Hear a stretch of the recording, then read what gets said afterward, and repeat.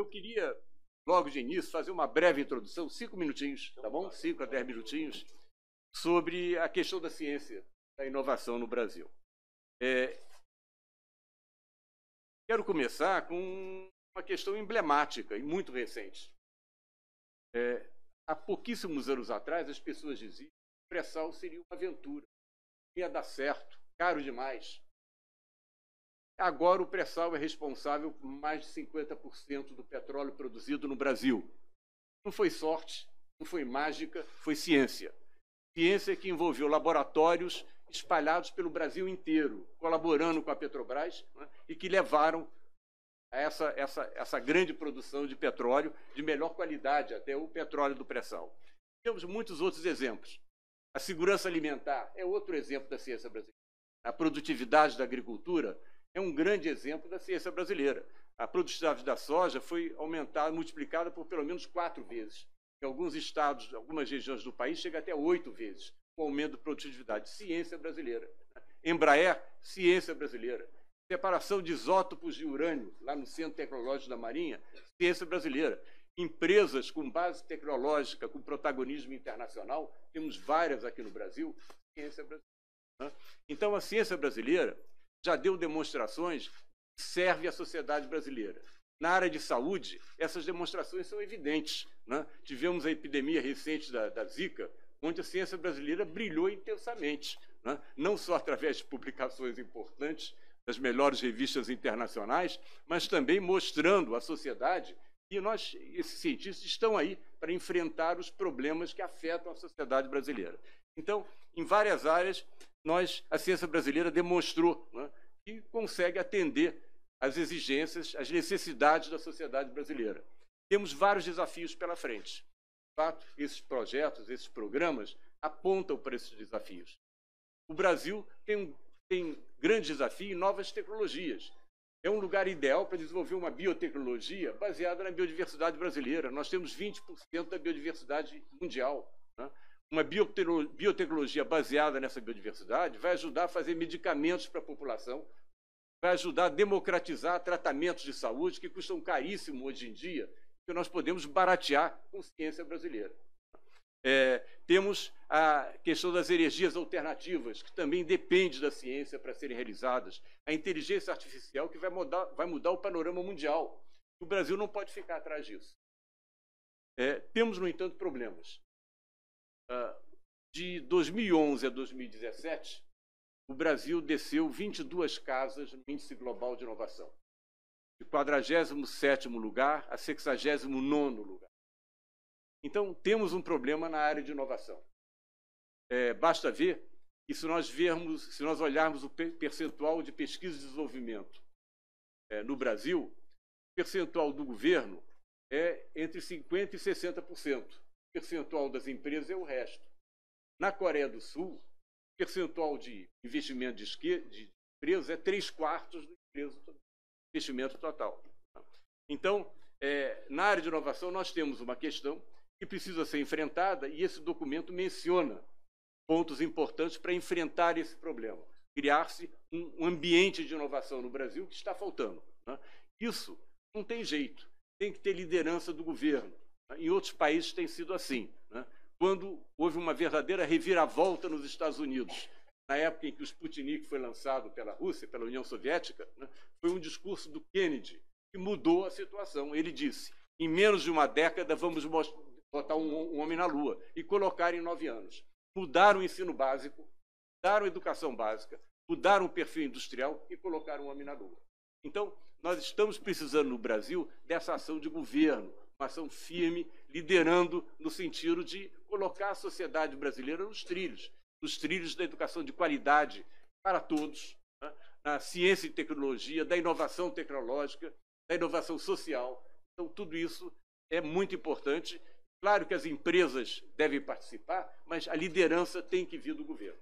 Por isso mesmo é que estamos convidando os candidatos a presidente para colocar a ciência e tecnologia na pauta. Houve uma pesquisa recente que mostrou que os problemas prioritários para os cidadãos brasileiros eram saúde e educação. 2 áreas que estão estreitamente ligadas à ciência e tecnologia. Eles não falam diretamente em ciência e tecnologia, mas falam indiretamente em ciência e tecnologia. Então, o Brasil tem atualmente cerca de 700 pesquisadores por milhão de habitantes. Países da OCDE têm 3.500 pesquisadores por milhão de habitantes, alguns têm 7.000, 8.000 pesquisadores. Então, a Argentina tem 50% a mais que nós. Olha, se isso fosse jogo de futebol, dava briga, né? Então, temos 700. Por que temos 700? Não é só a questão do ambiente de inovação. O ponto central aí é a educação básica. Nós estamos desperdiçando milhões de cérebros nesse país. É um país desigual e a educação básica não está ajudando. Ao invés de eliminar a diferença entre estudantes que vêm do lar em que nasceram, ela reforça. Os estudantes das comunidades têm educação pior que os estudantes da classe média, das classes mais abastadas. Então, são questões importantes que a Academia Brasileira de Ciências vem levantando já há muito tempo. São várias publicações nossas mencionando essas questões e que têm que ser atacadas. Não podemos esperar mais, né? Outros países estão levantando voo e nós estamos patinando. Essa é que é a verdade. Recentemente, anos, temos cortes orçamentários que atacaram violentamente a ciência e a inovação no Brasil. O senhor mesmo mencionou na entrevista coletiva, né, que o Brasil tem agora o menor orçamento de ciência e tecnologia dos últimos 16 anos. Comparando com o orçamento de 2010, corrigido pela inflação, o orçamento desse ano é cerca, para ciência e tecnologia, tirando a parte de comunicação que foi agregada ao Ministério, é cerca de 1/3, um pouco mais de 1/3 do orçamento de 2010. Essa é a razão da crise. É por isso que jovens pesquisadores estão deixando o país. É por isso que laboratórios estão fechando. É por isso que existe desesperança na comunidade científica brasileira. Nós temos que reagir. Nós temos que reagir. Então, o teto de gastos parte da premissa de que para reduzir a dívida em relação ao PIB é preciso cortar gastos. Esquece-se que uma maneira de reduzir essa relação é aumentando o PIB. E quem aumenta o PIB é ciência e tecnologia. Certo? Então, eu não sei, eu acho, até outro dia eu brinquei, eu acho que devia ser obrigatório que os nossos economistas tivessem cursos sobre importância da ciência e tecnologia no desenvolvimento nacional. Parece que perderam esse curso na sua graduação, na sua pós-graduação. Importantíssimo isso aí, né? Enquanto eles dizem que em época de crise é preciso cortar gastos e todos têm que se sacrificar, né?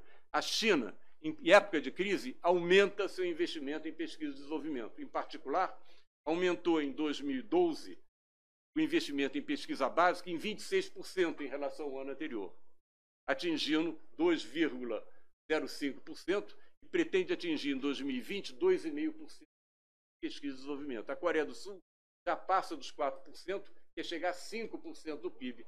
Os Estados Unidos deram um belo exemplo até para o nosso Congresso Nacional. Trump enviou para o Congresso norte-americano uma proposta orçamentária com cortes severos na parte de ciência e tecnologia. O que fez o Congresso? Numa ação bipartidária, anulou os cortes e, além disso, agregou ao orçamento 20 bilhões de dólares. Uma resposta bipartidária e o Trump, humildemente, teve que assinar, né? Porque eram os dois maiores partidos apoiando essa reviravolta no orçamento.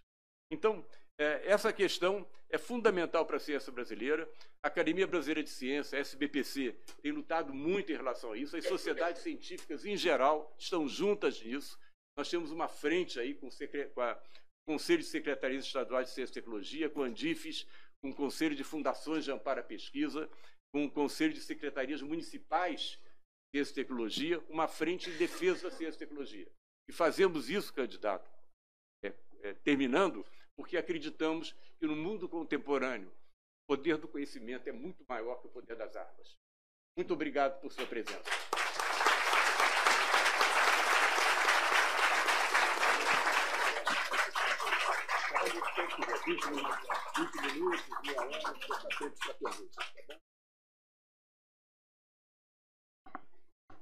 Bom, muito bom dia a todas e a todos. Mil perdões pelo involuntário atraso. Estou na área aqui já há 15 minutos de antecedência, mas só consigo chegar aqui e eu tenho horror a isso. Portanto, me desculpem e eu quero ver se eu tento ser o máximo objetivo possível para não lhes importunar muito mais do que já fiz. Meu caro professor Dr. Luiz Davidovich, em cujo nome cumprimento a toda a comunidade técnico-científica do Brasil, não sem saudar também uma mulher, professora Helena Nader, que tem papel extraordinariamente relevante e é referência para mim desde muitos anos. Enfim, eu já comecei a correr o risco, vou fazer como de não nomear todos. Cumprimentei um homem e uma mulher e vou fazer como a gente fazia nos antigos comícios do Ceará, demais autoridades civis, militares e eclesiásticas. Eu faço aqui uma apresentação de um breve currículo para credibilizar o que eu quero dizer aqui, que é um pouco eloquente, porque eu me sinto num momento absolutamente importante da minha caminhada rumo à presidência da República, se for essa a vontade da maioria do povo brasileiro. Eu tenho no meu currículo a honra de ter sido governador do Ceará que criou o sistema de Ciência e Tecnologia. Criei a Secretaria de Ciência e Tecnologia, criei a Fundação Cearense de Amparo à Pesquisa, criei a lei, né, que vinculou parte do ICMS ao financiamento, e lá não se trabalha contingenciamentos, portanto é de status contínuo. Participei e mediei pessoalmente, porque me interessa muito isso, a discussão entre a divisão desse fundo entre pesquisa básica e pesquisa aplicada. Tenho muitos vivas os argumentos de lado a lado. E como compreendo que a ciência e a tecnologia é um desdobramento sine qua non da educação, eu também apresento alguns dados. Saiu muito recentemente o dado da avaliação do ensino fundamental do Brasil, e o Ceará, que tinha 77 das 100 melhores escolas fundamentais do país, agora tem 82 das 100 melhores escolas fundamentais do Brasil.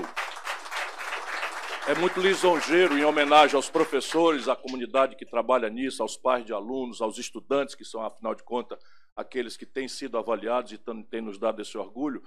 É muito lisonjeiro para nós imaginar que só restam 18 das melhores escolas para o resto do Brasil inteiro, né?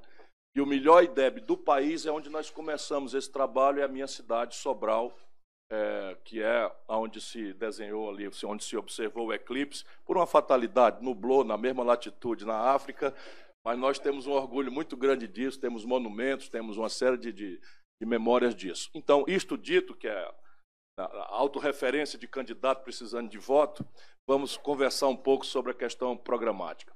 Deixem, por favor, que eu lhes fale sobre o Brasil em geral, porque de ciência e tecnologia muito mais entendem vossas mercês do que eu.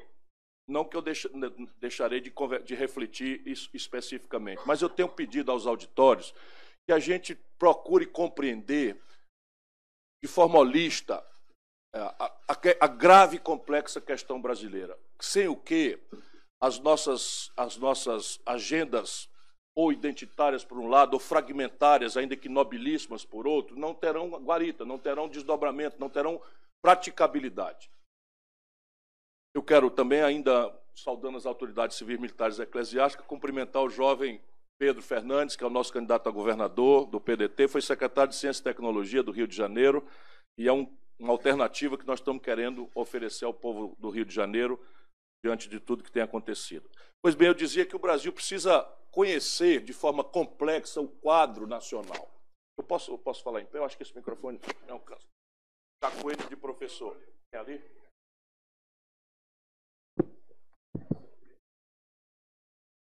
Eu tenho dito, basicamente, que o Brasil precisa mudar, e isso parecendo ser um truísmo em certos ambientes, como provavelmente é esse, não o é se nós cotejarmos com um certo consenso que há na elite brasileira. E elite aqui não é uma coisa que eu quero falar como do ponto de vista negativo. A elite são os tomadores de decisão, são as referências da política, da economia, que celebram aí uma espécie de consenso que absolutamente está nos levando para o brejo, mas de uma forma absolutamente chocante. Se não vejamos, para nos proteger das emoções, das paixões, os números. O Brasil tem hoje, tenho repetido, 13 milhões e 700 mil desempregados, 32 milhões e 200 mil pessoas na informalidade. E vamos ver, isso aqui significa que tem 32 milhões de pessoas, mais 13.700, fora de qualquer esforço de produtividade coletiva, fora de qualquer contribuição para os regimes previdenciários, que tem por lógica a relação formal de trabalho. Então não é trivial. E o Brasil tem 63 milhões de pessoas, quase metade da população ativa, com nome sujo no SPC, colapsadas no crédito, que é o principal motor na vida brasileira de atividade econômica, que é o consumo das famílias. O desdobramento disso na vida social nos indica a selva, para reforçar a ideia de que nós precisamos mudar. O Brasil anotou nos outros 12 meses, oficialmente registrados, 63.880 homicídios. Quase todos jovens, quase todos pobres, quase todos pardos das periferias do país. O Brasil anotou, isso me choca, cada dia que eu vou estudando me dá um nó na garganta, e felizmente eu transformo em energia para lutar. Às vezes até um certo gás, como de chamar esse Bolsonaro de jumento de carga, porque é necessário que a gente desmoralize esses sargentões que acham que podem tutelar a vida nacional. Isso tem que ficar bastante claro, porque esse tipo de cobra a gente deve matar antes de nascer. E eles estão muito agitadinhos, estão muito animadinhos, muito agitados, estão se sentindo autorizados a fazer. Pois bem, o número que eu queria dizer que me traz esse nível de exasperação é que oficialmente se registraram 60 mil estupros de mulheres brasileiras nos últimos 12 meses. E os especialistas me dizem que isso deve ser menos de 1/3 da verdade, porque as mulheres se constrangem de ir às delegacias, muitas delas, não é, pela essa violência machista, se sentem semi-culpadas, meio culpadas de terem sido vítimas desta barbárie, porque pintaram o rosto de um jeito ou usaram a roupa de outro jeito acolá. Então, esses números, né, já deveriam recomendar a uma sociedade que tem sensibilidade social a necessidade de mudança. Mas aí alguém acha que eu sou vesgo, inclinado para a esquerda e tal. Mas vamos olhar aqui outro número. O Brasil fechou 220 mil pontos de comércio do desmantelo do governo Dilma para o fundo do poço do governo Temer. 220 mil lojas foram fechadas em 3 anos no Brasil. 13 mil indústrias fecharam no nosso país, na hora que a gente precisa desesperadamente industrializar o país, agregar valor, gerar empregos, cobrar os impostos que são mais volumosos que vêm da indústria. 13 mil indústrias foram fechadas no Brasil, mantendo do governo Dilma para o fundo do poço do governo Temer. 1.300 no último ano, 1.600 no último ano, o que significa que a tendência está recrudescendo nesse momento. Ou seja, para não lhes cansar, a qualidade que tem essa plateia distinta da maioria do nosso povo, que não tem então, aqui está um punhado de números muito eloquente a recomendar a mudança. E aí começa o drama político brasileiro. A mudança, concordem comigo, a mudança não se trata de trocar Francisco, Maria ou José por Pedro, Antônio ou Rita. Se fosse isso, era mais fácil. O problema do Brasil é muito mais grave e complexo. Trata-se de desenhar estruturalmente uma compreensão do Brasil, do seu papel no mundo e a relação complexa do Estado Nacional Brasileiro falido com a nossa economia e com as inerências dessa economia, entre elas e especialmente a inteligência nacional, a ciência, a tecnologia e a inovação. Ou seja, é preciso que nós nos livremos de alguns dogmas que ainda hoje infestam a vida nacional depois de todo esse descalabro e que vem na esteira de uma avassaladora onda de propaganda ideológica que é capturada no Brasil por uma certa elite, pouco lida, ou parte dela muito lida, mas lida nos manuais dos Estados Unidos, que não compreende empiricamente a observação da nossa realidade, e ficam replicando esse dogmatismo, usando exemplaridades caricatas que não faltam, né, da deformação do Estado. Então, o Estado brasileiro está cheio de deformações, a corrupção virou o centro do discurso reacionário brasileiro, e aí nós chegamos ao paroxismo em que o moralismo de goela está a serviço da imoralidade mais grave e mais chocante do país. Olhe, é um inferno o ambiente onde nós estamos. Para racionalizar isso, substituir esse debate passional, fascistoide por um lado, né, ultra caudilesco por outro lado, nós precisamos tentar um método. E a ideia aqui é oferecer ao povo brasileiro, com começo, meio e fim, as bases de um projeto nacional de desenvolvimento. Cada palavra dessa quer dizer uma coisa e abre uma porção de conflitos, todos politicamente muito arriscados. Projeto, por exemplo, supõe banir do imaginário da elite brasileira o mito neoliberal. A crença ilusória que jamais funcionou na história da humanidade, em tempo algum, de que o laissez-faire, de que o espontaneísmo individualista do mercado tem a força, a condição, a inteligência e as energias para resolver o nosso problema. Isso nunca aconteceu na história da humanidade. E a partir da crise de 2008, não há mais um sequer acadêmico relevante no mundo que defenda esta impertinência. Por uma questão simples. A questão simples é: as condições de empreender não são globais. A única coisa que está globalizada de verdade é a informação. E a informação plota na cabeça de cada periférico do planeta Terra uma expectativa de consumo que se refere ao bom, bonito e barato que a vanguarda produtiva mundial produz em condições muito peculiares. E essas condições não são democraticamente espalhadas pelo globo terrestre. A condição de financiamento. O Brasil, nós não temos nem a palavra em português para nomear venture capital, né? Que é o dinheiro que se associa a uma inovação de alta potencialidade, mas de alto risco, porque não tem precedente, sem garantias, porque o inovador normalmente é um jovem pesquisador que não tem patrimônio, que está começando. Ou seja, aqui não nasceria nem o Facebook, nem o Google, nem a Apple, nem a Microsoft, nenhuma dessas startups que explodiram no mundo, porque estou falando do perfil do capital. Falar do custo já é quase vulgar. Nos Estados Unidos se financia, quando se toma um empréstimo, um agricultor, um pecuarista, industrial, um comerciante, a 1,75% de taxa de juros ao ano. Aqui no Rio se desconta 1,75% a duplicata ao mês. Põe para competir uma economia que se financia nessa condição com a outra, arbitrada por um consumidor incauto que está simplesmente buscando bom, bonito e barato, sem qualquer outra ordem de consideração, não fica meu irmão, vai ficar na rima. Mas a outra questão é a escala. A outra variável que não é globalizada é que as vanguardas globais se apresentam para competir com mega escala. E escala é basicamente o ponto de partida de economias domésticas, de mercados internos, que o Brasil potencialmente tem e que abandonou como um valor intrínseco, né, destruindo a própria possibilidade de você usar isso como uma potencialidade competitiva nas relações internacionais. Resultado prático: uma calça jeans produzida num 1 bilhão de unidades numa fábrica de Xangai chega mais barato do que custa produzir na Sulanca de Caruaru, onde toda essa agenda reacionária do empresariado descuidado do Brasil, a agenda já está praticada. Lá não tem direito trabalhista, lá não tem previdência, lá não tem tributo, lá não tem absolutamente nada. E a calça jeans chinesa chega lá mais barata, porque 1 bilhão de unidades é mais barato produzir e basta ganhar meio centavo na unidade. E terceira assimetria tem a ver centralmente com o nosso encontro hoje.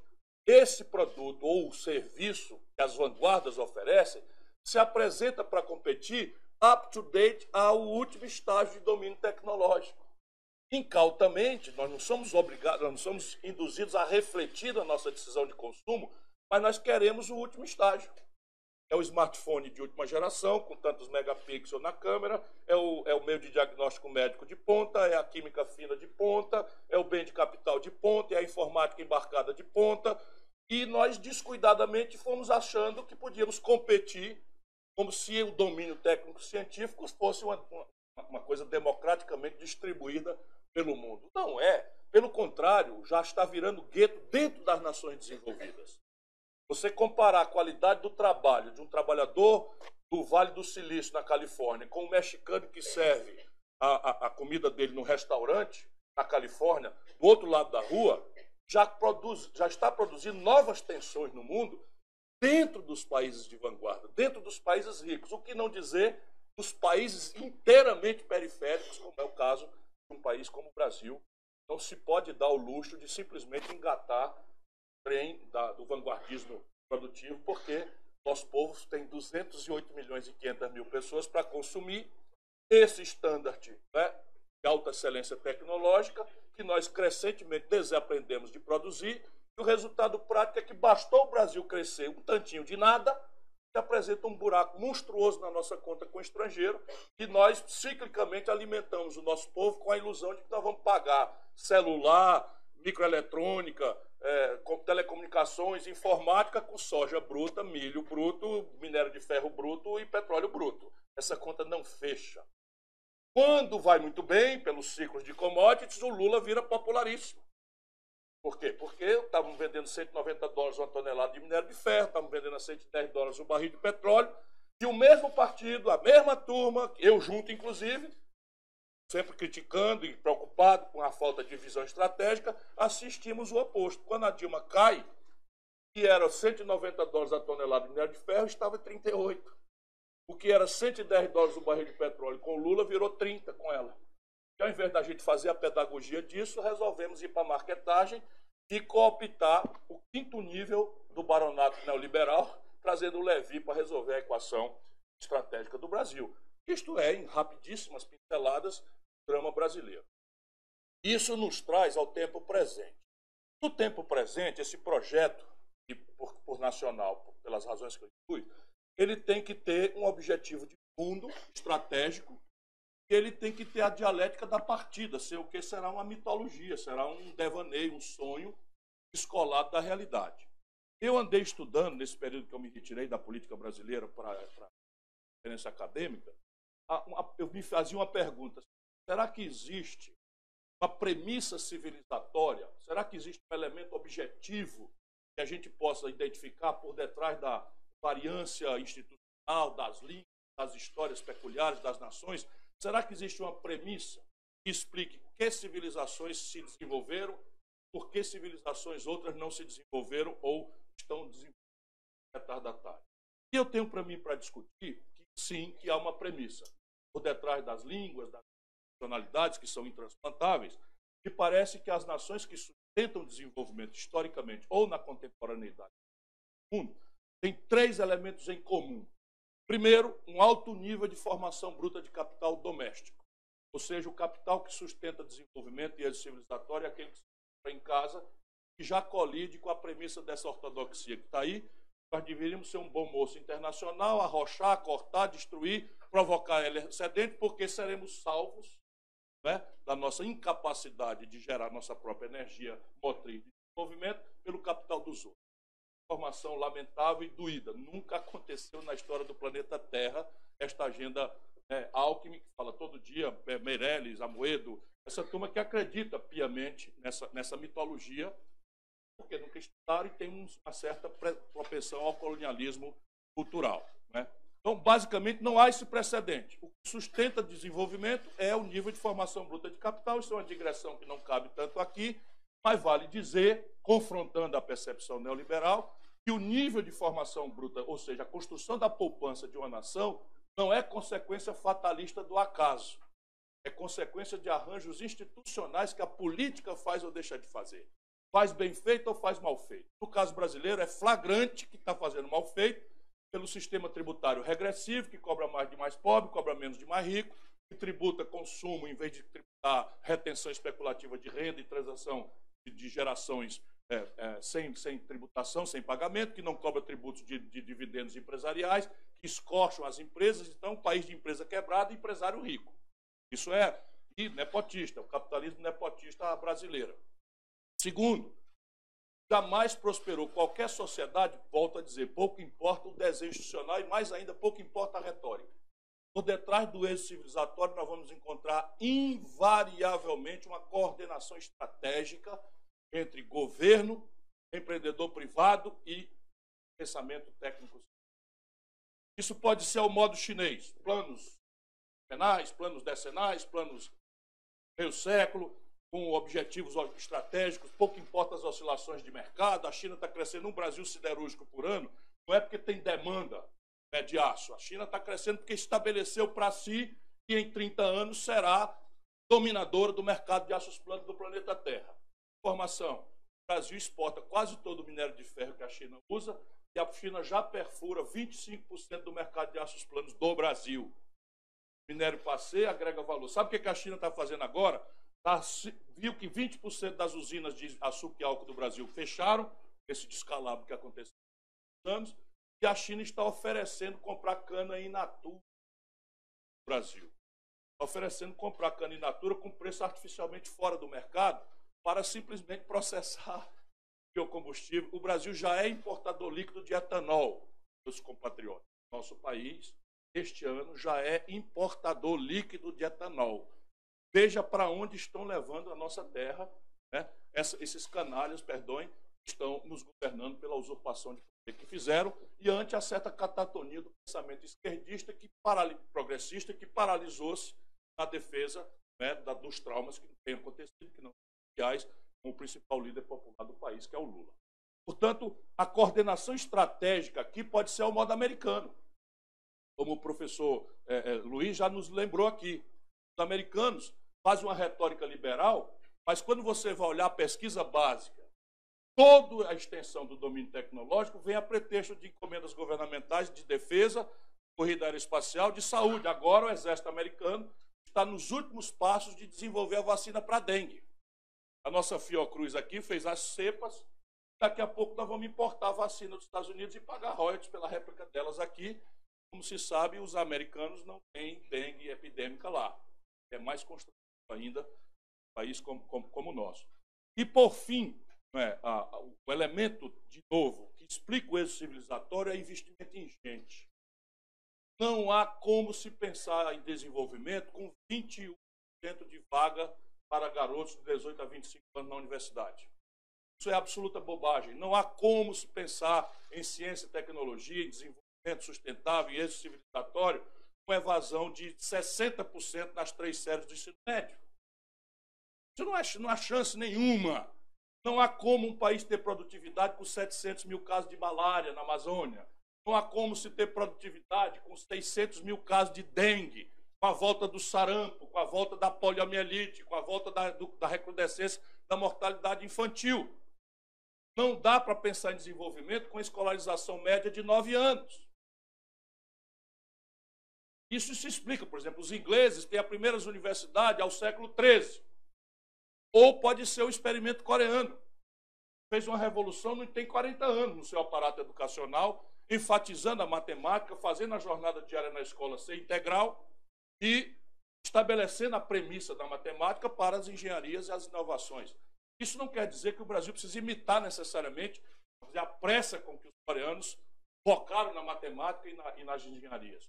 Temos aí todo um processo de humanidade também por qualificar, porque é aqui, nesse outro universo, que se ensina a alteridade. O Brasil desaprendeu a alteridade, mas agora estamos cada um de nós empurrados para o gueto individualista, a nossa juventude, máximo de confraternidade, o Facebook, a internet no meio do caminho. Estão com medo de estar na rua, e o egoísmo consumista é um problema da humanidade que replica de forma chocante. Isso é o pano de fundo do projeto que eu advogo e eu não quero descansar muito mais do que cansarei por mais 5.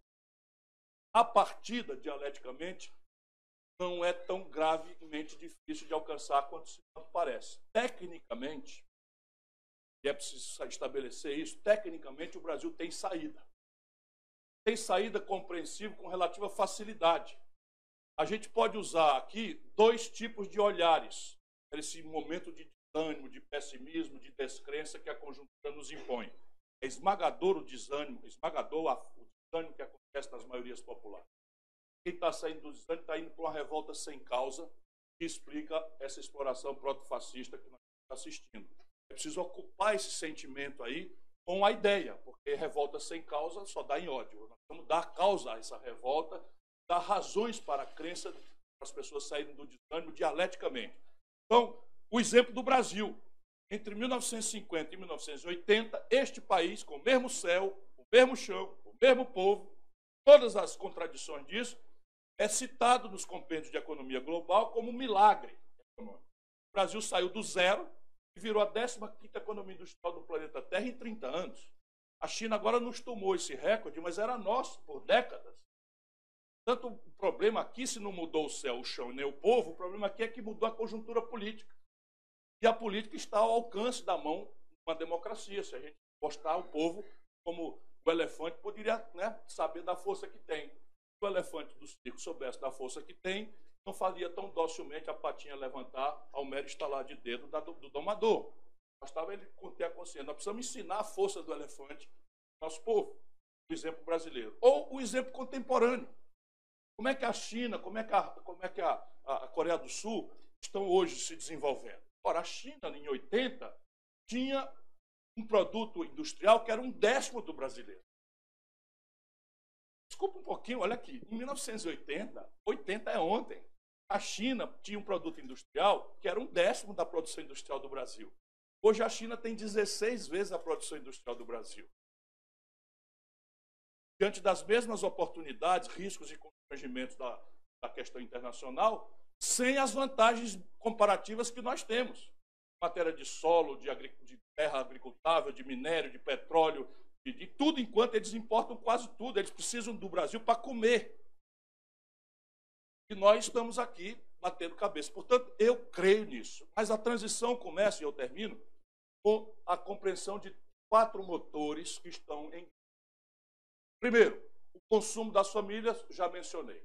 É preciso ajudar a população a se libertar desse conhecimento do crédito e fazer um processo keynesiano, com clareza keynesiano, de gerar empregos aos milhões o quanto antes.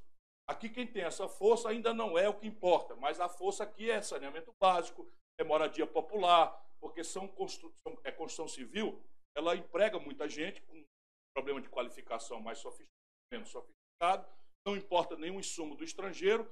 Isso pode ser ordenado, ainda antes de resolver a equação fiscal, pode ser ordenado por um conjunto de outras ferramentas de crédito, de agências laterais. Basta mudar algumas vírgulazinhas desses protocolos neoliberais que entupiram a contabilidade nacional. Segundo, a questão do empresariado. Outro motor do desenvolvimento econômico é o investimento empresarial. E hoje, pela mesma razão daqueles, o empresariado brasileiro está sem poder investir. 2 trilhões é a dívida consolidada do setor brasileiro, 400 a 600 bilhões de reais, dos quais caminhando aceleradamente para crédito de recuperação duvidosa. Resultado prático, nós, de forma imprudente, porque não temos projeto, permitimos, sob controle da esquerda, o poder brasileiro, que 85% das operações financeiras do Brasil se concentrassem em 5 bancos. 2 dos quais públicos, que estão no cartel, corrupção, e toda a direção desses bancos acaba estando no Banco do Brasil e na Caixa Econômica como pit stop, estágio, para entrar na iniciativa privada, ser sócio dos e 3 bancos privados, o Unibanco, quer dizer, Itaú que comprou o Unibanco, Santander e Bradesco. Nenhum país do mundo faz isso. Só para vocês terem uma ideia, os americanos revogaram uma série de controles, isso causou a crise de 2008, eles já perceberam o grave erro que cometeram, mas remanescem nos Estados Unidos, disputando clientes, 5.000 bancos. 5.000 bancos disputam via redução de juros, redução de tarifa, e nós permitimos o vassalagem política que 85% da estrutura financeira do país fosse apropriada por si. É preciso resolver isso, e o laissez-faire não tem ferramenta para isso. Ou nós entramos nisso, realizar o sistema financeiro, dar um novo papel relevante ao Banco do Brasil e à Caixa Econômica, reforçar o BNDES na contramão do que eles estão fazendo. Estão fazendo tudo. 6 dos 13 candidatos propõem a privatização do Banco do Brasil e da Caixa Econômica, ou seja, concentrar mais ainda, porque é isso que eles... Depois tem a questão do setor público, o terceiro motor. É preciso que a gente coloque com clareza, sem o que o Brasil não vira o jogo, a questão do financiamento do Estado. Claro que há uma proporção dívida-PIB que queria qualificar pelo incremento do PIB. Essa é uma decisão que eu tenho tomada comigo. A ideia aqui é botar o Brasil para crescer e administrar os riscos, tensões, sequelas, eventualmente, que a decisão de crescer vai trazer. Por exemplo, o Brasil cresceu 5 pontos sobre 5 pontos, falta energia. O Brasil cresceu 5 pontos sobre 5 pontos, mais 2, vai faltar engenheiro. Vocês tomaram tanto. Pois é, mas nós já vimos isso ali. No princípio do governo Dilma, ainda no rescaldo do Lula, faltou engenheiro no Brasil. Médico nem se fala. Médico nem se fala. Né? Então, são constrangimentos, mas você tem que administrar essa tensão, o país crescendo, e não o país retrocedendo, como perdemos quase 9% do PIB, essas loucuras de 3 anos. Nem a depressão de 29, celebrada nos compêndios de economia como o pior momento do capitalismo, destruiu riqueza como nós brasileiros destruímos nesse desatino do governo Dilma para cá. Isso tem saída. Tributar mais as heranças, tributar os lucros e dividendos, olhar com pente fino as renúncias fiscais. Qual é o sentido de fazer renúncia fiscal para estimular consumo de automóvel numa hora como essa? Agora, isso aqui tudo custa voto que vai-se embora. É preciso que os outros votos entendam, né? Senão vai ficar uma bela palestra, uma bela teoria, né? Para o Bolsonaro administrar depois. Fala-me Deus. Vamos adiante. E, por fim, a questão da reindustrialização do Brasil. O Brasil tinha 30% do PIB já em 80, hoje remanesce 11% a 10%, tendendo a zero. Isto aqui é o pior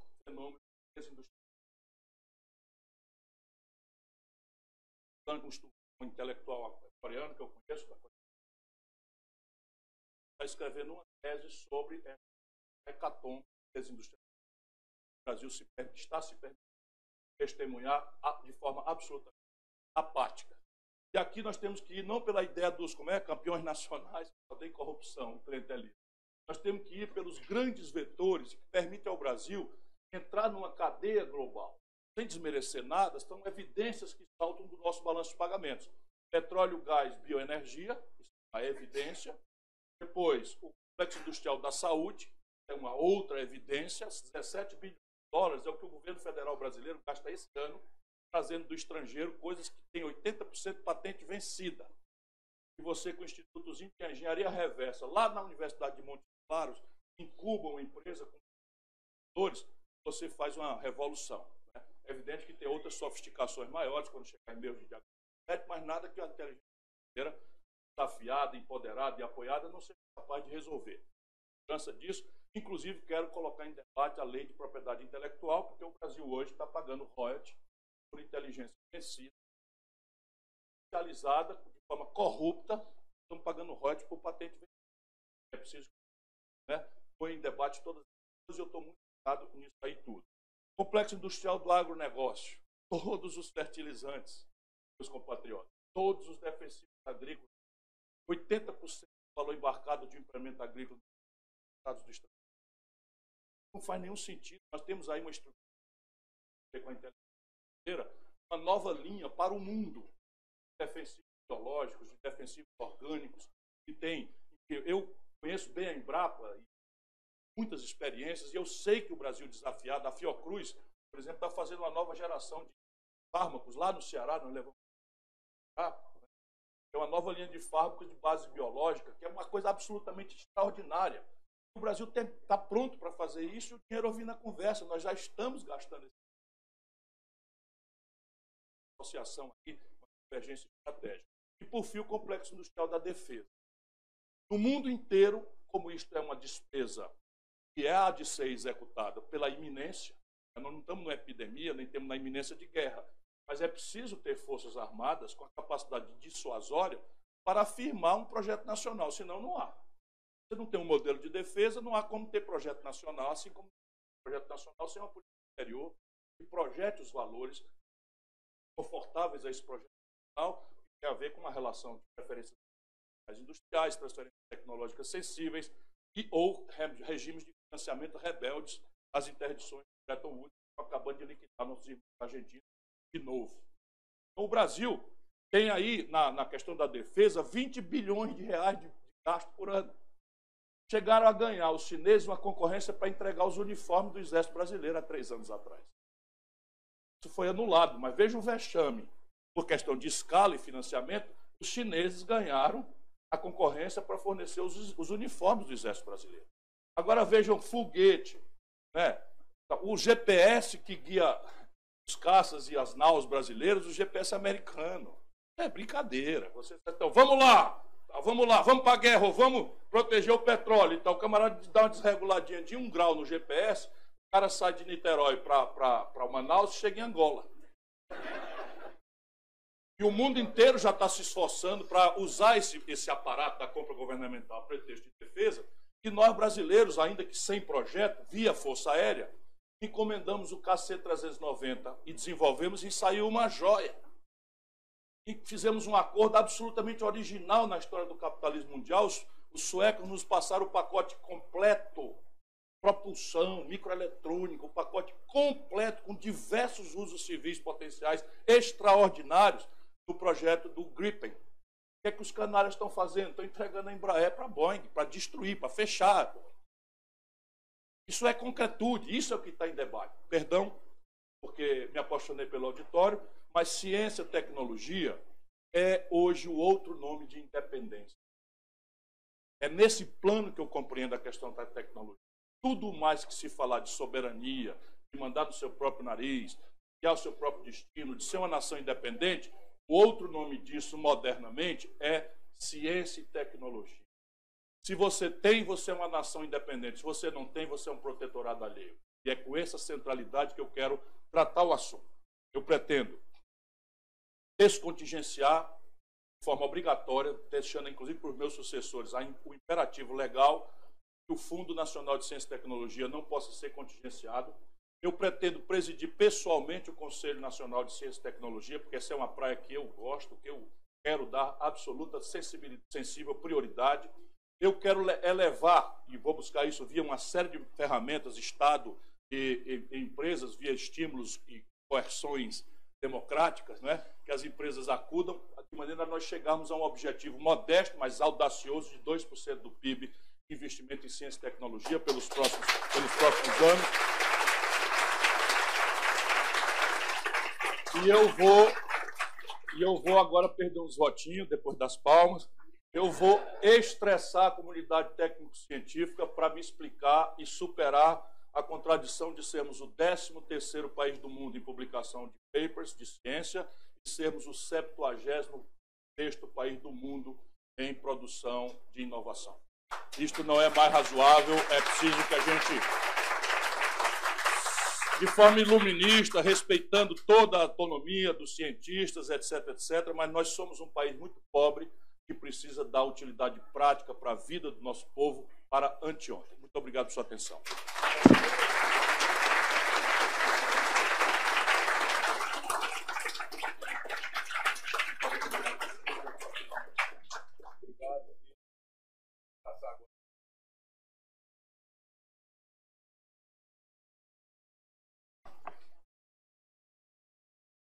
Muito bom.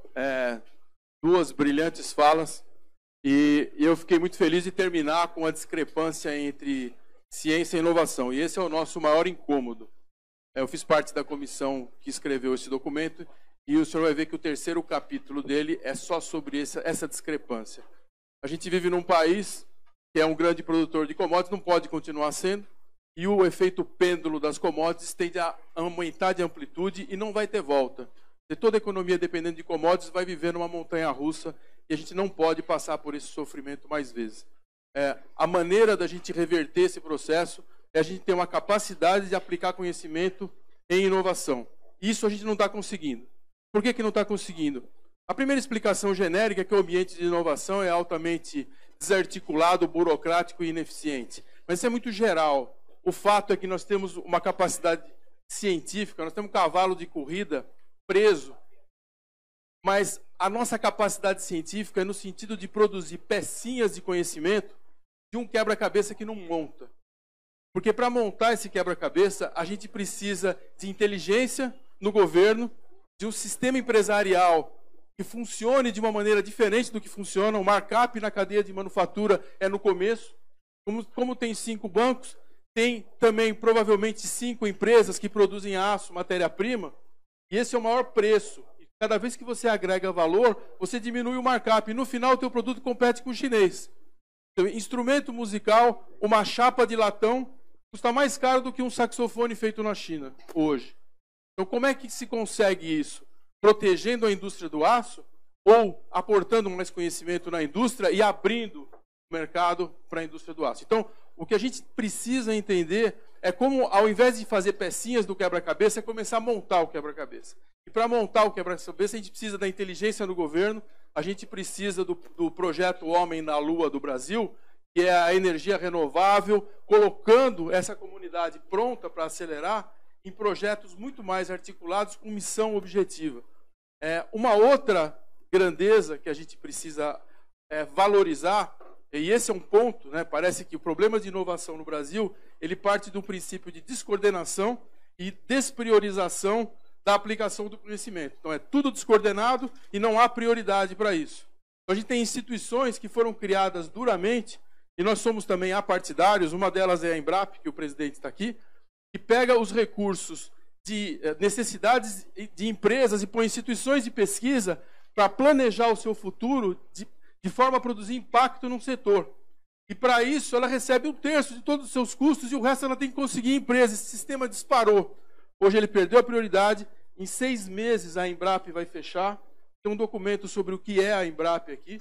Eles estão sem recursos, conseguiram crescer espantosamente. É uma organização tipo Fraunhofer no Brasil, e que não tem prioridade.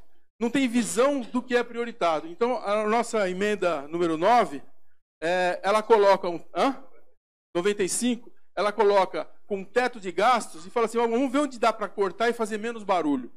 E ciência é o lugar onde a população não consegue ouvir esse barulho. Então a gente precisa reverter isso rapidamente, precisamos colocar coordenação, inteligência no governo, projetos top-down para montar os quebra-cabeças de inovação e fazer tudo isso funcionar. Obrigado.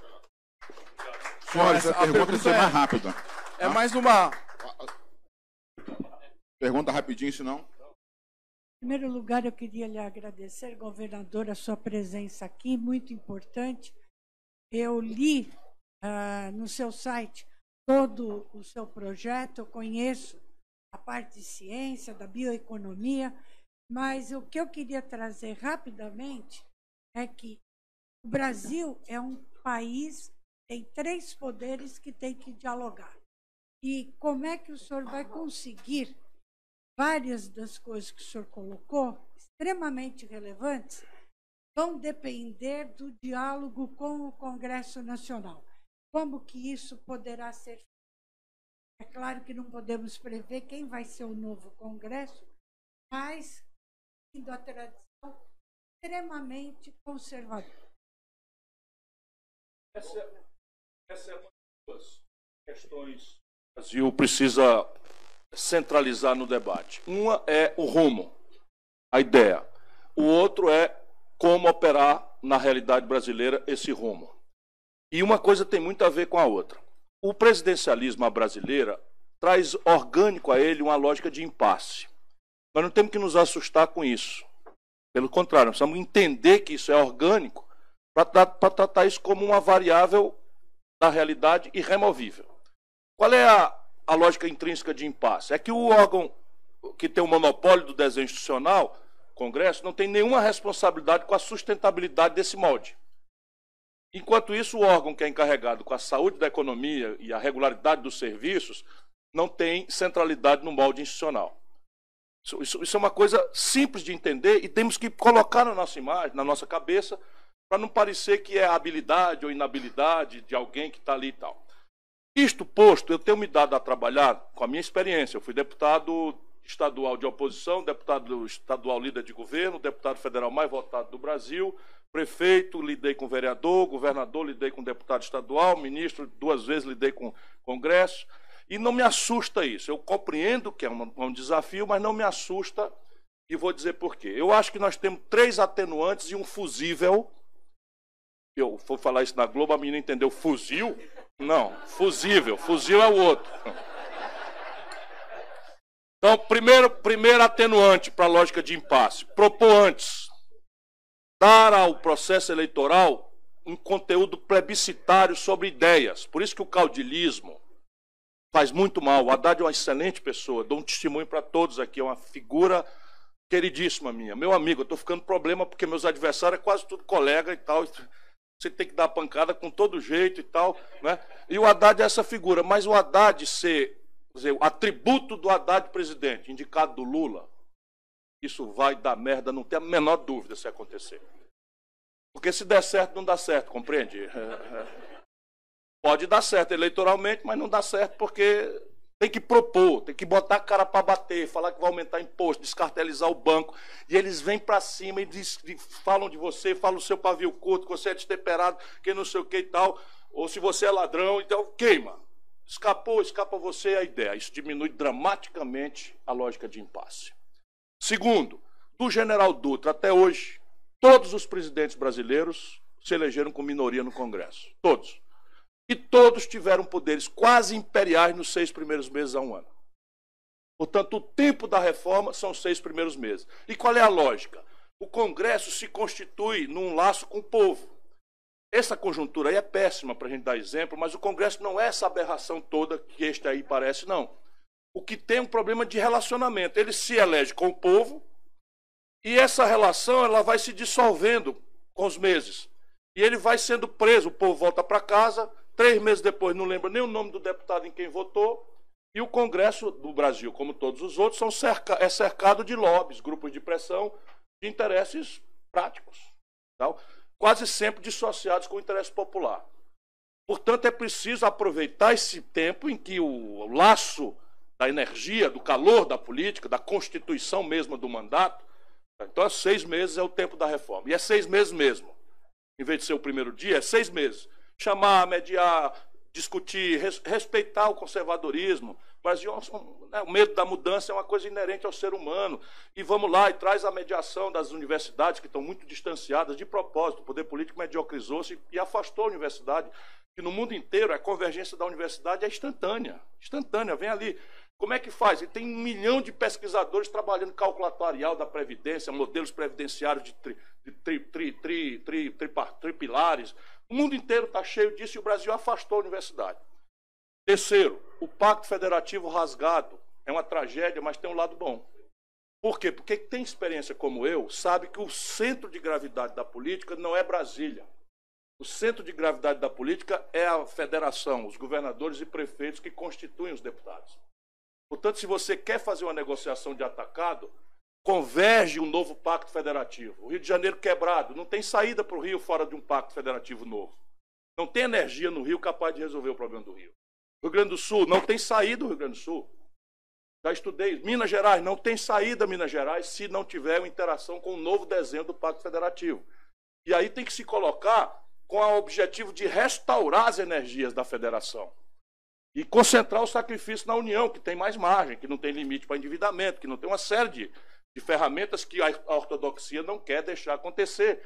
Mas isso tudo energiza a política e restaura o ambiente do país crescer novamente e qualificar serviços públicos. Portanto, trocar no atacado a ideia de cooptar deputado pelo suborno, para o presidente virar testa de ferro. O PSDB fez isso, nunca mais ganhou a eleição nacional. O PT fez isso, o presidente Lula está na cadeia. Evidentemente que esse caminho não funciona. O caminho que funciona é correr o risco de fazer uma negociação de atacado e a mediação de estados e municípios, dos governadores. Terceiro, quer dizer, o fusível agora. O fusível é convocar o povo que remanescer de passe, convocar o povo para votar, diretamente, através de plebiscitos e referendos. Só assim uma sociedade madura enfrenta suas contradições. Você imagina que algum congresso vai revogar privilégio previdenciário? Sabe quem são os privilegiados? Os juízes. Os políticos andam tudo apavorado. Qualquer garoto do Ministério Público agora tutela os prefeitos, representa contra governador, manda prender. Qualquer garoto. Virou baderna, completa a institucionalidade brasileira. Agora imagina um deputado lá no gabinete dele, só, nós vamos acabar com o privilégio de que o auxílio moradia, não sei o que e tal, para juiz que tem residência é uma imoralidade e agora vai ser ilegal. O cara diz assim, o senhor vai votar esse negócio aí mesmo? Trancadinho no gabinete? Isso mesmo, irmão, meu irmão. E o povo em casa, falando mal dos políticos. O deputado faz o quê? Então tem que mandar o povo votar. Olha aqui, os privilégios. Vota aqui. Você quer que mantenha o privilégio? Não, vamos dar 90-10 a gente mandar plebiscito. Por isso que a elite brasileira não tolera a ideia de plebiscito e eles ficam falando que é chavismo. Watanabe. E rezar, né? Sempre ajuda muito. Bom, sou Edson Watanabe, diretor da COP. Queria agradecer mais uma vez a sua visita ano passado. Estive lá. E falar de alguns comentários que eu ouvi no final da palestra dos professores. Disseram assim, esse cara estudou direitinho os números e está sabendo das coisas. Acho que foi um bom comentário. Gostei de ouvir que vamos chegar a 2% do PIB, mas falando do sistema judiciário, eles já estão a mais de 2% há algum tempo e dizem que vai subir mais. O resto do mundo, o sistema judiciário, o resto do mundo seria 1/5 disso, aproveitando aí que foi. Bom, eu fui intimado pelo presidente aí a ser o coordenador da reunião magna da Academia Brasileira de Ciência do ano que vem. Logo, na hora senti bastante honrado, mas logo depois uma acadêmica falou assim, bem feito. Mas o tema são os 17 ODS, que eu não sabia na época. São os Objetivos do Desenvolvimento Sustentável e tem o quarto. O primeiro é a erradicação da pobreza, etc. O quarto é o da educação, que parece que funcionou bem no Ceará. Eu acho que aquilo que você falou sobre 21% jovens chegando à universidade, mas que terminam o ensino médio é pouca coisa acima disso. Então, ele tem que dar uma mexida muito grande. Eu acho que começa pela valorização do professor. Ninguém quer ser professor. Eu digo, repito sempre que eu sou brasileiro, apesar de muita gente não acreditar, né? E fiz o doutorado no Japão, e lá eu descobri que político é chamado de professor. E um dia eu perguntei, mas todo político dá aula? Não, é porque é o tratamento mais respeitado. Nós precisamos fazer algo similar. Isso foi feito no Ceará, também tem a ver com isso. Hoje, pouca gente quer ser professor, principalmente no ensino médio, não é reconhecido pela própria população. Eu acho que precisa de algo grande. Outro ponto que eu acho que precisa reverter esse problema da inovação é que o jovem ele não está confiando e não quer arriscar. Eu fiz uma palestra na USP um ano e pouco atrás, 50 alunos, perguntei quantos queriam ir para o mercado, 46 querem fazer funcionário público. Como é que a gente vai resolver isso? Eu acho que tem que melhorar a confiança. Talvez o seu discurso todo esteja no caminho de aumentar a confiança e aí ter mais jovens querendo arriscar, e aí sim, aí uma Apple ou alguma coisa desse tipo. Obrigado. Oi, eu vou só fazer uma última pergunta. Meu nome é José Otávio, eu sou responsável pelas relações exteriores do Centro de Ciências e Matemáticas e Naturais da UFRJ, e lá a gente tem muitos jovens que querem arriscar, e muito. Primeiro, eu quero dar um abraço do pessoal de Reri, Eitaba e Amanaiara, no Ceará, que são os donos lá das coisas. E a pergunta é a seguinte, inteligência artificial, como você vai colocar? Porque esses jovens estão fazendo empresas maiores e querem lançar ano que vem, no Ceará, no dia do eclipse, o projeto Minerva Marte, juntando todo mundo para levar o homem a Marte, saindo aqui de um projeto do Brasil. Olha, não há educação sem professor.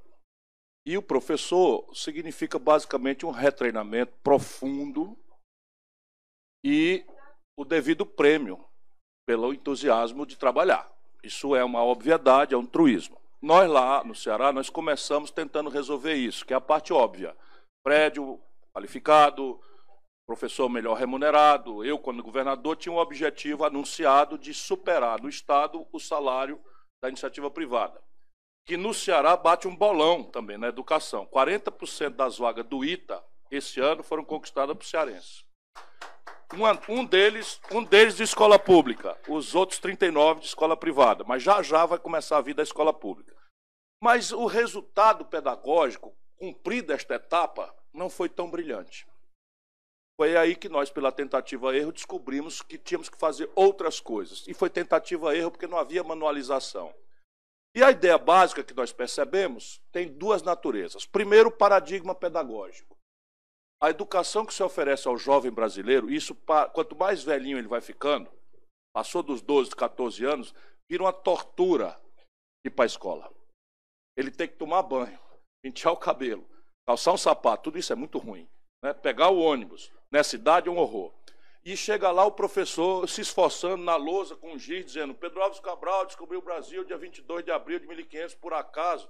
Para o menino abrir o Google em casa, se ele tiver um desses óculos, ele pode viajar com Pedro Álvares Cabral na nau, ele pode terra à vista, ele pode ver a primeira missa, assistir na internet. Então, essa escola do Decoreba é um lixo.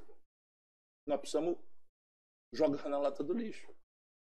Isso exige todo um retreinamento, requalificação, remotivação, e a ideia de fazer isso contra remuneração, prêmios e uma emulação. E o mais lindo lá no Ceará é a emulação que se criou. É uma emulação, não é salários espetaculares.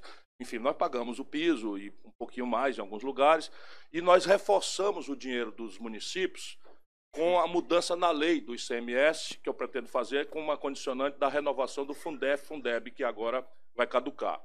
Então, lá é o seguinte, o município recebe, se ele atingir os scores de avaliação, ele recebe um adicional do ICMS. Então, os municípios passaram a rivalizar. Nós damos as boas práticas, fazemos o treinamento, a supervisão, a melhor escola adota a pior escola, um processo Jumles, né, uma assume a adoção mesmo das boas práticas, enfim, tem todo um conjunto de coisas. Isso é um lado da questão. O outro lado é subfinanciamento. Porque essa escola nova, ela tem que ser em tempo integral. E ela tem que ser profissionalizante. Não necessariamente todas, mas ela tem que ser em tempo integral todas. E hoje você tem muito poucas. No Ceará nós já temos uma de cada 3. Começamos a fazer pelos ambientes da periferia mais pobre. Toda essa garotada, a evasão escolar, o nível de a evasão escolar nessas escolas é 0, o nível de aprovação é 96% e todos os alunos são supervisionados individualmente. Uma avaliação aqui por indivíduo, não é negócio de amostragem, nem progressão automática, acabou isso lá. Não tem mais isso, é tudo avaliado individualmente com reforço escolar. Para também a outra grande causa de evasão é a disfuncionalidade de idade séria, que a garotada começa a ficar desestimulada de ficar convivendo com a turminha mais nova, que ele já ficou mais velho, é um terror. E chegamos à sofisticação, por exemplo, na escola da ensino fundamental, de aluno autista, é um professor para cada um. Não custa nada. Um professor para cada autista. Isso tudo funciona. Aí tem um centro de línguas, de adesão voluntária, está disseminado, em Sobral tem um centro de línguas e laboratórios, para despertar vocações para as aptidões física, química, matemática, etc. E o subfinanciamento tem que ser resolvido primeiro com a revogação da emenda 95. É uma aberração que se introduziu na vida brasileira, que já está comprometendo o próprio custeio dos institutos federais de educação, por exemplo. O próprio custeio já está colapsando. Heriutaba e Amanaiara. Estão pertinho da minha cidade, Sobral. Satisfação lhe ouvir mais uma vez. Essa é uma casa que festeja ou dá valor à questão da racionalidade da didática, qual você é um mestre. Você é bastante racional no seu raciocínio, bastante didático. Então, aqui eu acho que você ganha votos com essa postura que você coloca aí. No entanto, eu estava lendo ontem o terceiro livro do Harari, e numa das passagens que ele coloca lá, ele diz o seguinte: numa eleição, o voto não é feito por pessoa usando racionalidade, mas emoção e paixão. E o que nós vemos aqui no Brasil hoje, nesse processo eleitoral, é que os candidatos racionais estão, digamos, perdendo o voto, os estão não adquirindo a liderança dos votos, e aquele que não tem nenhuma racionalidade, nenhuma proposta concreta, por um simples acidente, um simples fato lamentável que ocorreu, de repente passa a crescer, que claramente demonstra uma emotividade, uma paixão que está no eleitor. Como é que você vê essa questão, certo, da eleição, em que pé está neste momento? Eu gostaria de ter essa sua visão nesse momento. A solução para isso é achar um ponto de equilíbrio. Né? Então, se eu estou conversando com a liderança do pensamento científico brasileiro, evidentemente que ficaria muito exótico, né, eu fazer aqui alguma coisa de... Né?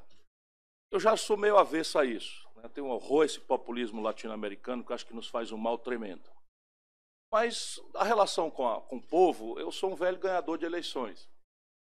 No Ceará nunca perdi nenhuma, e no dia que eu perder eu caio fora, porque as pessoas que me conhecem não votam em mim, como é que eu vou votar? Isso aqui é uma pinicadinha no Haddad. Você já percebeu? Pronto, uma emoção também é fazer as pessoas rirem, né? Então isso é uma emoção. Eu fiz de brincadeira aqui e tal, né? Mas, veja bem, não deixe que a sua expectativa e a sua militância seja abatida por pesquisa. Pesquisa é um truísmo, é um retrato de um momento, pesquisa eleitoral. E a vida não é retrato, a vida é filme. Então essas eleições são eleições completamente únicas na história brasileira. Mas se você quiser compará-la, é uma eleição semelhante à de 89. Com uma diferençazinha que não é trivial, dada a... O que é 89? É um fim de ciclo, né, o país encerra a ditadura, tem o trauma, né, do governo, da morte do Tancredo e a assunção do Sarney. Olha aí como muda pouco. PMDB, a merdalhada geral de corrupção, de fisiologia, de inflação, o diabo, e não há uma liderança natural. Então a população em 89 olhou para o processo, as lideranças tradicionais não decolaram, Aureliano Chaves, Ulisses Guimarães, né, que eram as pessoas que vinham das estruturas, estavam muito desmoralizadas, e a população inclinou-se por uma coisa que hiperfraturou. É impressionante olhar isso hoje. E aí vem o Collor, que foi empacotado pela grande mídia como a resposta àquele momento. Então era o moralizador, era o caçador de marajás, o homem que ia moralizar, botar o país em ordem com a chicotada, e fazia a apologia da modernidade neoliberal. Não muda nada, né? Olhar o discurso do Amoedo, igualzinho, igual, é uma coisa impressionante. E aí você vai e o Lula aparece como negação, né, desse negócio aí, com uma ruptura grave. E surge um pensamento que tentou cicatrizar 64. Surge um pensamento que é o trabalhismo e um certo socialismo democrático, que sempre tiveram uma entrada na classe média, e o socialismo democrático, e o trabalhismo entrada no povão. Mas o Brasil mudou radicalmente de 64 para essa data. E aí você vai, o processo eleitoral, vai o Collor lá embora, Bolsonaro. E vem aqui o Lula, o Brizola e o Covas, ali mais ou menos no empate. E aí algumas coisas específicas aconteceram. Por exemplo, o Brizola, por conta de 32, não vai a São Paulo. Olhamos paulistas, não sei o quê, papapá. Resultado, o Brizola perde para o Lula por 400 mil votos no Brasil. Todas as simulações de segundo turno, o Brizola ganhava do Collor, o Covas ganhava do Collor e o Lula, por antipetismo naquela época muito violento, perdia para o Collor. E o Brasil optou 400 mil votos, um incidente, o Lula passou e deu vitória ao Collor. Tudo é muito diferente. Aquela era uma eleição isolada, esta é uma eleição em que estruturas vão ter um peso aí de 2%, 3% no mínimo. Então, por exemplo, por que a Marina começa a assumir? Primeiro, por a falta de identidade, de posicionamento, e segundo, uma absoluta indigência estrutural. Tem um candidato a governador, não tem um candidato a senador em canto nenhum, e essa é uma eleição, isso vai ter uma influência em 2, 3, 4 pontos, pode acontecer, críticos para fazer a diferença. O protesto está indo embora, que é a negação da política. Se não for a facada, que é uma tragédia mesmo, ele já estaria desmilinguindo. Mas ele é o cabra marcado para perder a eleição no segundo turno, se a gente não cometer imprudência. Por quê? Porque a rejeição dele é a maior de todos. Se nós não cometemos imprudência, não botarmos o egoísmo, o justo apetite partidário, que são naturais, mas pensar um pouco no país, a gente derrota ele. Tenho confiança nisso. Claro. Ele tem mais cabelo do que você, então. FGV. Sei bem, sei bem. É voluntário, pode votar.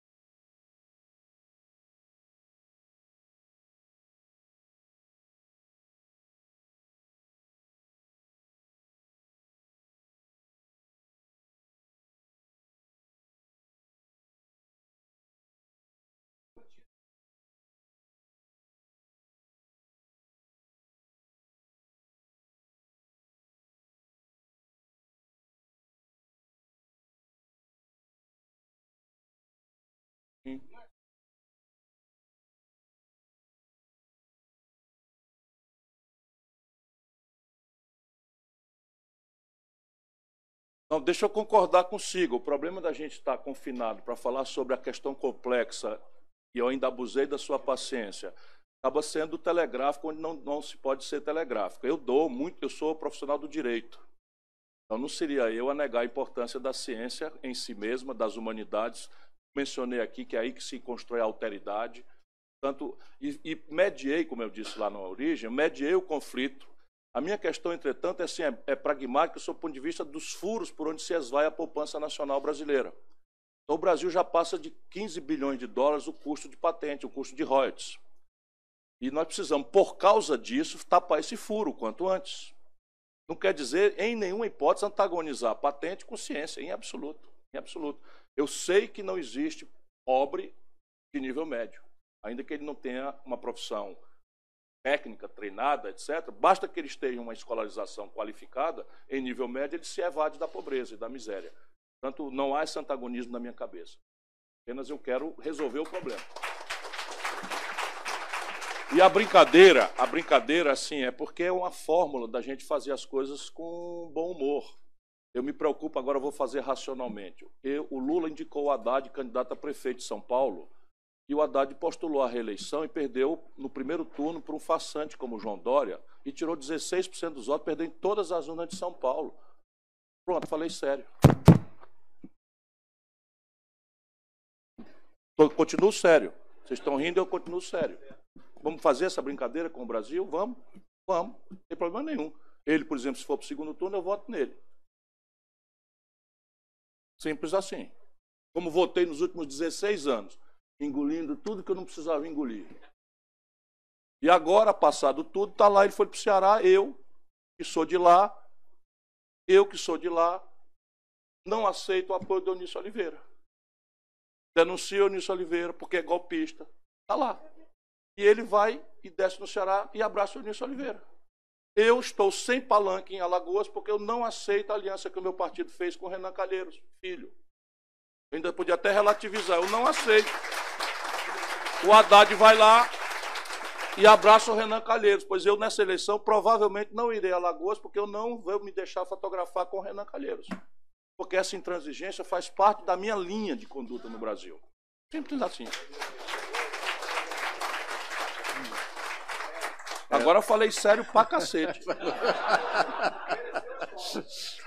Ciro, então, nós temos já notícias da sua assessoria. Não, vamos continuar. Não. Assessoria reprograma. Não? Ah, é? Reprograma o voo. Eles estão dizendo aí que tem voo aí que vai, tudo bem? Eu ando de jatão da Gol. Bom, então tá bom. Eu ando de jatão então, da Gol, ele não me espera. Mas então, como é ponte aérea, a gente dá um jeito. Eu quero fazer um comentário só. Toma o controle aí. Fazer um comentário que é o seguinte. Alô? Fernando, então vamos pegar mais 3. Vê aí, tá bom? Olha, eu controlo. Eu controlo o público aqui e você controla a sua assessoria. Perfeito. Tá bom? Bom, eu quero só aproveitar o que disse o Edson Watanabe sobre a reunião magna do ano que vem, né, que vai ser sobre os objetivos do desenvolvimento sustentável. E eu queria aqui fazer um convite e uma proposta, né, caso você seja eleito. Certo? A proposta é a seguinte: o presidente eleito tem a possibilidade, a sua equipe, de fazer alterações no orçamento para 2019. Certo? E eu acho que é uma oportunidade que não deve ser perdida de manifestar concretamente sua visão sobre a importância de ciência e tecnologia, né, aumentando os recursos para ciência e tecnologia em 2019. Então, essa é uma proposta que eu faço. O convite é baseado na seguinte observação, caso você seja eleito. Nos Estados Unidos, quando novos membros da National Academy of Science tomam posse, o presidente dos Estados Unidos costuma ir lá. O Trump não vai, mas o Obama ia, tá certo? Ia prestigiar a cerimônia. O último presidente do Brasil que prestigiou uma posse de novos membros da academia foi o Itamar Franco. E quem foi ministro? Então, eu quero convidá-lo, caso você seja eleito, para vir à posse novos membros da academia, que ocorrerá no Museu do Amanhã, aqui no Rio de Janeiro, no dia 15 de maio de 2019. Anota na agenda, combinado. Essa é uma promessa fácil e prazerosa de fazer. Não, mas vocês vão ver. Eu estou sentindo que eu vou ganhar a eleição. Vocês vão ver o nível de intimidade que nós vamos celebrar. o Brasil precisa de vocês muito mais do que vocês supõem. Mas muito mais do que vocês supõem. Eu vou usá-los, mas pesadamente. Candidato, eu sou antropólogo e sou do Museu Nacional. E eu digo isso só para não precisar me estender. Eu queria saber como é que o modelo que nós todos queremos de desenvolvimento nacional vai avançar, vai realmente realizar um desenvolvimento nesse país sem criar desertos para trás. Desertos que não são só museus incendiados, mas também são bairros inteiros abandonados nas nossas cidades, índios abandonados, Amazônia desertificada. Como conciliar esses dois pontos do nosso dilema? Talvez o Brasil seja o último país do mundo que possa dar ao planeta Terra um exemplo prático, né, do que são esses conceitos meio metafísicos, meio que postos numa retórica identitária, quando deviam permear a própria compreensão de estarmos diante da vida na Terra, que é a ideia de desenvolvimento sustentável. De trás para diante, na Amazônia, que eu conheço bastante detalhadamente, um zoneamento econômico e ecológico é absolutamente praticável. Absolutamente praticável. Hoje, o Brasil tem 66% do nosso território já sob proteção. 66%. Nenhum país do mundo tem nada parecido. O que nos falta é que os americanos chamam de enforcement. A gente não tem propriamente uma palavra, a gente chama aqui lei que pega, né? Nós precisamos fazer que as leis peguem. E aí não pode ser só a ideia da repressão, porque veja como o nosso país é estranho, para ficar numa palavra, ou diria melhor, as nossas lideranças são estranhas, não é?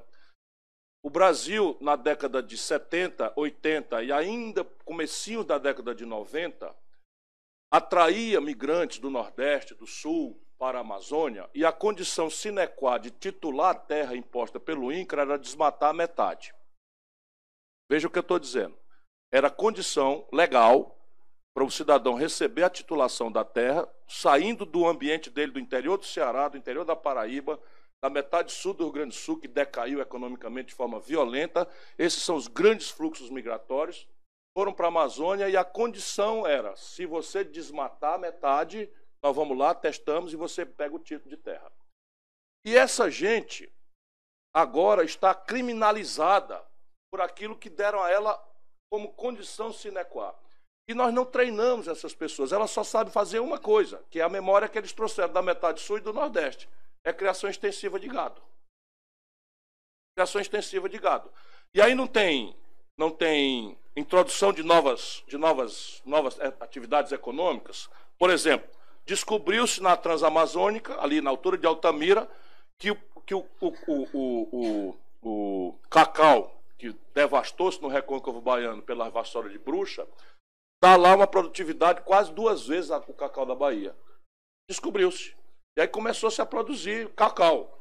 Alguém descobriu uma essência, uma madeira da Malásia, uma certa indenização, porque a Malásia biopirateou a nossa seringa no meados do século XX e tomou o mercado do Brasil, porque era extrativista, e lá eles são intensivistas na produção de coisas, e agora essa essência está lá sendo produzida mais cara do que o mogno. Tudo por acaso. Se a gente faz o zoneamento econômico e ecológico, a gente desestressa a floresta para trás, porque a lógica é desmata, bota o gado, a terra morre, desmata, bota o gado, a terra morre e fica esse deserto que você está falando. Então isso é uma evidência. Na questão urbana, parece que há uma centralidade hoje que você precisa fazer um repovoamento dos centros das cidades com moradia. Porque os centros, por regra, são hiperinfraestruturados, fibra ótica, gás, energia, enfim, saneamento, etc. E as pessoas, pela especulação, e chamam, tem um nome, gentrificação, hein? Eu estou aprendendo esses nomes. Gentrificação. Então, quando a infraestrutura chega, o povão pobre é empurrado para fora. Só o Estado pode fazer uma mudança. E aí você tem algumas experiências que já estão começando a acontecer. Na outra parte metafórica da sua expressão, e eu, na hora que você me disse de onde vem, já me deu a mesma amargura que eu tive quando eu assisti ali. Sabe, eu tive 2 vezes, pela primeira vez nos 60 anos de idade, vergonha de ser brasileiro. Uma foi quando eu vi compatriotas nossos queimando roupa de crianças e mulheres migrantes refugiados da Venezuela queimando roupa e cantando o hino nacional. E a outra foi quando eu não acreditei que estava vendo o Museu Nacional se queimando. Eu tive vergonha 2 vezes de ser brasileiro nesses últimos dias, né? Sinal de que esse é o pior momento da vida brasileira. Isso daí tem a ver com a recelebração do país, né? Com trocar a pedra que entrou no coração aí, no lugar do coração das nossas elites, e forçar uma mão. Isso só acontece energizando a política, esquentando a política. Só fazendo assim.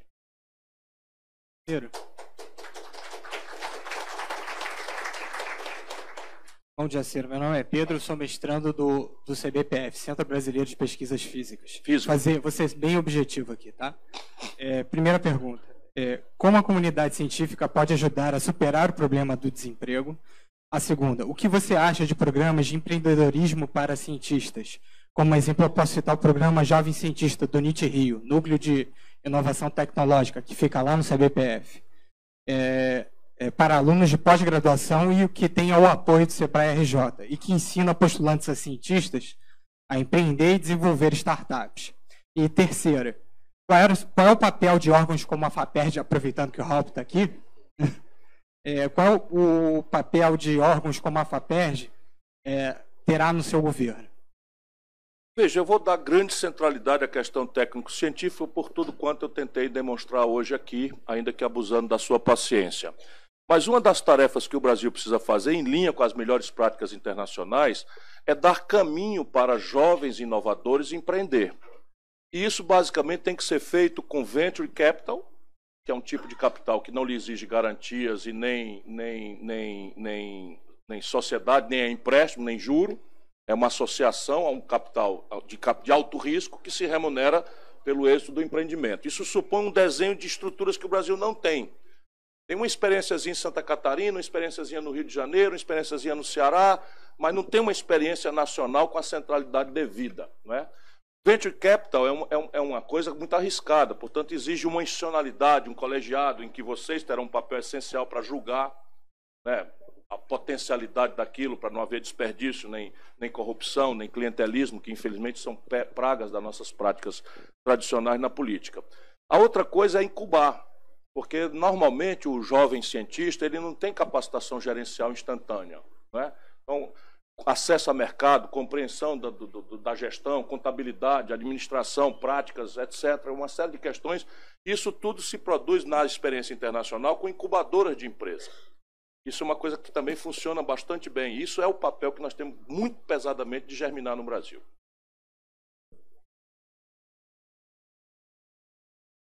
Bem, bom dia, boa tarde. Boa tarde.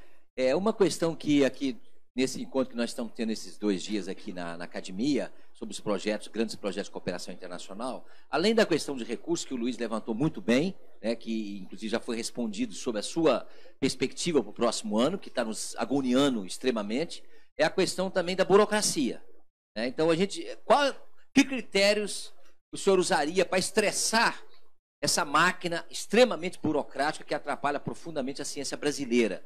Então, nós fizemos um esforço muito grande, a Academia, a SPPC, a Helena, né, todas as entidades, para criar um marco legal que está na Constituição brasileira, aprovado por todos os deputados e senadores, por unanimidade, e, no entanto, isso não tem realidade na prática. A gente continua com burocracia tremenda, atrapalhando profundamente a ciência brasileira. Professor, agradeço, a SBPC terá também um papel de grande centralidade, porque eu acompanho desde longa data. Eu tenho acompanhado com a professora Helena essa questão. Onde eu me encontro com cientistas, surgem essas questões. Uma vez encontramos o reitor da Universidade do Hospital Einstein. E ele absolutamente indignado, porque ele não consegue importar reagentes, ele não consegue importar microscópios, ele não consegue... E eu já me contaminei com isso, estudei o marco depois dessas reflexões todas, estive ali com jovens cientistas, e assim, a minha ideia, eu estou brincando, então é uma brincadeira aqui, porque eu ando de bom humor, né? Mas a minha ideia é criar virtualmente o Ministério do Absurdo. Né? Ele vai durar 6 meses, e a ideia é basicamente virtual, não precisa contratar ninguém, vai ter na internet, né, um lugar onde os brasileiros podem denunciar absurdos, e eu vou resolver pessoalmente, em cima da perna, como eu já fiz quando governador, aquilo que for essencial, alguém vai me explicar, vai ser sumário. Essa norma aqui que diz que tem que ter 4 cores uma embalagem de remédio. Existe essa norma da Anvisa. Quem botou esse tatu nesse toco aqui? Me explica qual é a razão de ordem pública e tal. Então está revogada. Então eu vou... Sabe o Hélio Beltrão? É um pouco, falando sério, eu quero fazer um pouco e assim, todo este entulho será revogado. E vai se inverter a relação. Se há alguém que merece confiança, salvo excepcional decepção, punível exemplarmente, é a comunidade científica. Se o país é assim, não, o cientista está usando dinheiro para roubar, não é provável. Não é provável mesmo. Estatisticamente, pode se confinar. Então, inverte a lógica. No Brasil, é um legado lusitano que você não resolve a contradição da vida e inventa uma lei. Não tem a lei do teto, é isso. Não existe isso em nenhum lugar do mundo. O mundo inteiro tem um tormento. O mundo moderno não existe mais. Não existe. Né? Mas é o legado. Né, e por trás disso, toda uma igrejinha de poder. Não é preciso desmontar. E assim, vocês podem fazer. Eu já disse à professora Helena, pode fazer a lista. Pode fazer a lista que vai ser revogado sumariamente. E haverá uma ouvidoria do meu lado, né, que esse ministério será extinto em 6 meses, mas a ouvidoria de, apareceu um absurdo aqui que não tínhamos visto ainda. Traz o absurdo que eu vou resolver.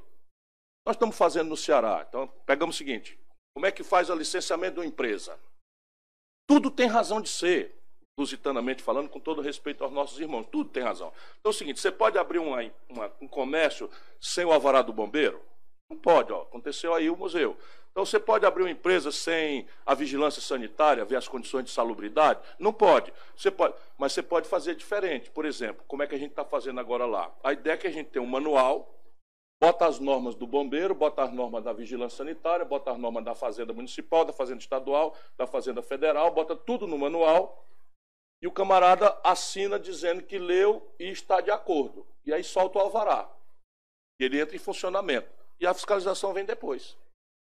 Claro que é assim. Porque aí se inverte a presunção. Eu presumo que você é decente e vou dar tratamento severo à exceção. Que é o que nós vamos fazer. Vamos. Bora.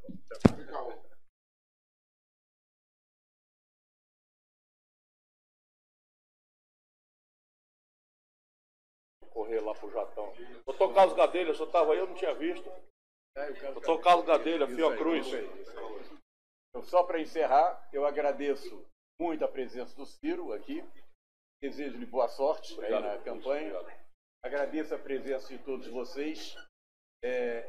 Quero dizer também para os participantes do simpósio que nós estamos organizando, que nós vamos começar 1h30 em ponto, porque, afinal de contas, as ideias só não bastam, é preciso ter algum alimento nesse meio tempo, tá bom? E vamos em frente, então.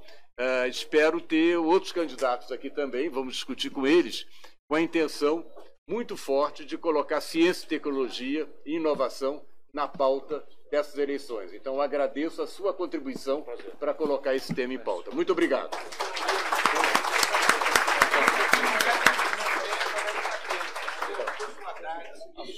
A sua cabeça está lá no Ceará, influenciando tudo. Só você levantar, vai ter a foto. Vem, PH.